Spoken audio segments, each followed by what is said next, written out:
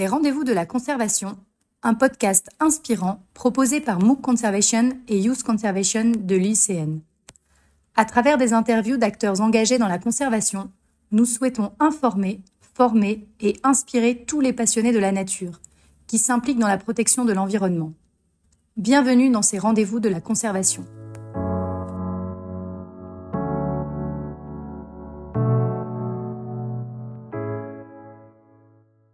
Bienvenue dans ce nouvel épisode des Rendez-vous de la conservation, le podcast qui donne la parole à celles et ceux qui œuvrent chaque jour pour la protection de la nature en Afrique et au-delà. Dans cet épisode, nous partons en République du Congo à la rencontre de Mérimée Tati, jeune engagée pour l'environnement, coordinateur du département sensibilisation et éducation environnementale au sein du RCIBN, Republic of Congo Youth Biodiversity Network, le chapitre congolais de JIBN. Titulaire d'une licence en chimie industrielle et environnementale et actuellement en master en procédés hygiène, sécurité et environnement, Mérimée met son parcours scientifique au service de l'éveil des consciences et de la mobilisation des jeunes autour des enjeux écologiques. Avec lui, nous parlerons de vocation, de transmission, de changement de comportement, mais aussi de terrain, de pédagogie et d'espoir pour les générations futures. Alors bonne écoute. Alors bonjour Mérimée, je suis ravie de vous recevoir aujourd'hui. Je vais vous laisser la parole avec une première question pour que nos auditeurs puissent mieux vous connaître. Pouvez-vous nous raconter, Mérimée, comment votre passion pour la nature est née et ce qui vous a poussé à vous engager pour l'environnement? Merci, Madame Hélène, pour cette question qui est d'une importance très capitale. Je vous remercie d'abord pour cette opportunité que vous me donnez afin d'exprimer au travers de ces échanges. Je pense que plusieurs seront vont être bénéfiques, vont bénéficier, voilà, de tout ce que nous allons dire. Mm. Alors, moi, ma passion en ce qui concerne la nature, pour la nature est née très tôt dans mon enfance. Ce contact direct avec la biodiversité locale m'a profondément marqué.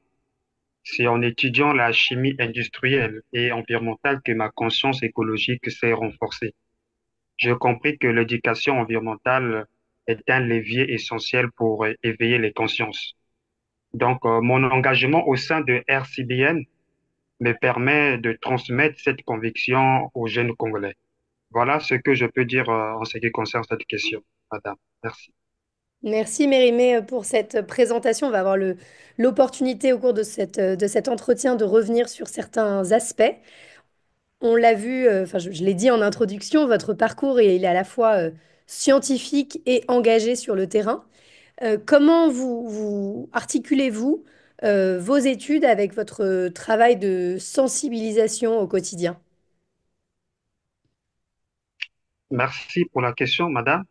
Mes études m'apportent une rigueur scientifique précieuse pour comprendre les enjeux environnementaux et elles enrichissent aussi mon travail de sensibilisation en m'aidant à vulgariser les problématiques écologiques.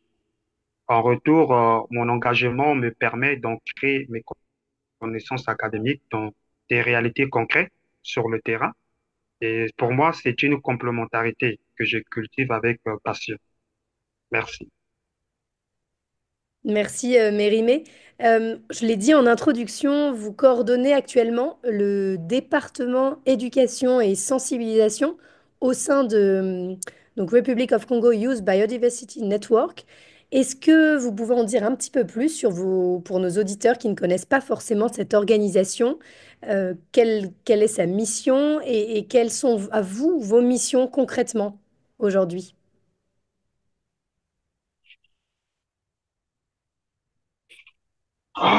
En ce qui concerne nos missions concrètes, Euh, actuellement, nous sommes en train de concevoir des programmes pédagogiques adaptés.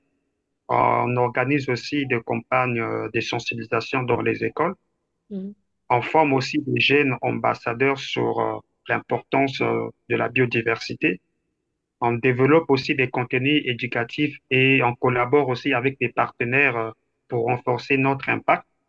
Donc, mon rôle est de garantir la cohérence des actions et leur pertinence auprès des jeunes. Voilà ce que je peux dire par rapport à cette question. Alors j'avais une question qui était plus sur le public auquel vous adressez, mais du coup vous y avez un petit peu répondu précédemment. Donc je comprends que vous vous adressez principalement aux enfants et aux jeunes. Et quels sont les grands messages que vous essayez de leur transmettre? Voilà, des messages phares que nous transmettons à nos jeunes, voilà, parmi ces messages, nous avons la nature comme partenaire vivant, Mhm. le pouvoir d'agir des jeunes, la richesse de la biodiversité congolaise et sur l'éducation comme clé du changement. Voilà un peu les différents messages que nous apportons aux jeunes lors de nos rencontres. Merci. Et alors Mérimée, vous avez un petit peu de recul parce que ça fait déjà plusieurs années que vous êtes engagé, que vous êtes sur le terrain, que vous menez ces activités de sensibilisation. Est-ce que vous percevez un changement dans la prise de conscience écologique au sein de la jeunesse congolaise et plus généralement au sein des communautés? Oui, c'est une très bonne question, madame, une question d'une importance très capitale. Je peux dire oui à un changement qui s'opère. Les communautés observent les effets du dérèglement climatique, oui, et commencent à réagir. Les jeunes en particulier se mobilisent de plus en plus. Nous voyons aussi les institutions montrent une volonté croissante, mais des défis importants subsistent. Donc, il est crucial de renforcer cette conscience naissante. Voilà ce que je peux répondre par rapport à cette question, madame. Et alors moi j'aime bien qu'on soit dans le concret. Est-ce que vous pourriez nous donner, Mérimée, un exemple peut-être un peu emblématique d'une action récente de sensibilisation que vous avez menée auprès des jeunes ou des communautés? Oui, récemment, nous avons organisé une activité au collège d'Angola Libre autour de la préservation de la faune et la flore en lien avec la chaîne alimentaire. Les élèves ont participé à des ateliers, jeux et témoignages et à une fresque collective. Leur enthousiasme a montré que l'éducation peut réellement éveiller les consciences et encourager l'action. Voilà ce que je peux dire, madame. Donc, nous avons emmené certaines activités au sein du collège. Les jeunes étaient vraiment enthousiasmés. Les gens étaient vraiment touchés par rapport à tout ce que nous étions en train de leur donner comme message sur l'importance de conserver la faune et la flore et en lien avec la chaîne alimentaire. Et quand nous étions en train de dispenser un peu ces différents ateliers qu'on avait organisés au sein de de ce collège, les jeunes étaient enthousiastés. On a vu vraiment cette envie au niveau de la jeunesse, Mhm. vraiment cette envie d'éveil de conscience. Voilà, je pense que si on continue toujours dans ce sens-là d'organiser ces différentes activités, beaucoup de jeunes vont vraiment être éveillés, vont s'éveiller, voilà, en ce qui concerne sur l'importance de la conservation de la biodiversité. Et justement, alors nous, c'est vrai que ce sujet de l'éducation environnementale et de l'éveil des jeunes générations et de les transformer en acteurs du changement, c'est vraiment un sujet qui nous tient à cœur à l'IUCN Papaco, puisqu'on a mis en place il y a maintenant bientôt 3 ans un programme d'éducation environnementale Youth Conservation.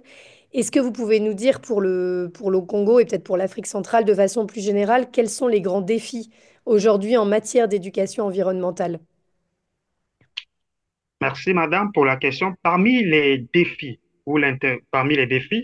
nous avons l'intégration insuffisante dans les programmes scolaires, le manque de formation et des enseignants, manque de formation manque de programmes scolaires, voilà, le manque de formation des enseignants ou le manque de support pédagogique adapté en ce qui concerne la biodiversité, la faible implication institutionnelle et les réalités socio-économiques aussi, qui sont aussi un problème.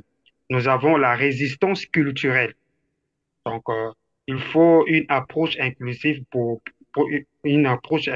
et progressive et participative pour que véritablement, vraiment, cette guerre que nous sommes en train d'emmener puisse être plus marquante, voilà, au niveau au niveau de l'Afrique centrale. Merci Mérimée. Mais alors du coup, comment on fait aujourd'hui concrètement pour mobiliser davantage de jeunes autour des enjeux environnementaux, notamment en milieu scolaire ou pour les plus âgés lorsqu'ils sont à l'université?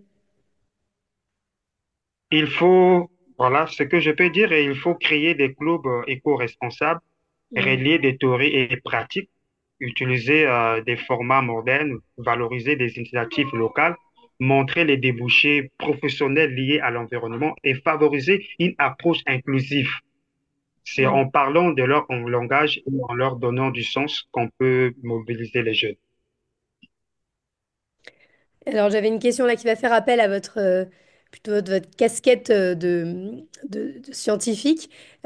Comment faire pour que les sciences et la pédagogie contribuent l'une et l'autre pour faire évoluer aujourd'hui les comportements et pousser à l'action les jeunes générations? Les sciences apportent les faits. Ça, je reconnais que vous savez que les sciences nous montrent les faits. Et Mm. la pédagogie transforme des connaissances et nous donne aussi des émotions et l'engagement. Donc, ensemble, elles permettent d'éduquer, de toucher et de mobiliser durablement.